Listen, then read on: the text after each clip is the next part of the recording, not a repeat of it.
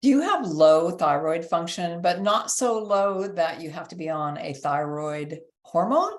So you can do a lot to help support your thyroid. So one of the best things you can do is eat a lot of raw fruits and vegetables. Now, one of the ones you want to avoid, though, is a cruciferous family raw. You don't want to be eating raw broccoli or cauliflower or kale or things like that. That can actually inhibit thyroid production. But one of the most powerful things you can eat is seaweed. Seaweed has got iodine in it, and iodine is what your thyroid gland uses to make thyroid hormone. So you might be saying to yourself, oh, great, I got to eat seaweed, huh?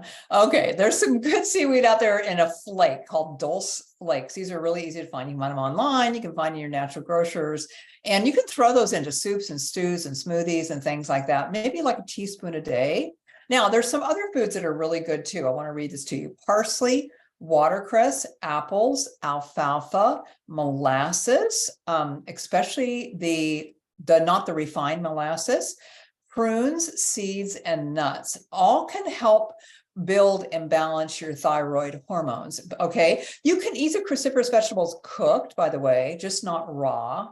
But you want to avoid doing a lot of dairy, a lot of meats. Maybe for a month, just try to go maybe vegetarian mostly. Want to get recipe and tips directly to your inbox? Sign up at divinefarmerhealth.com.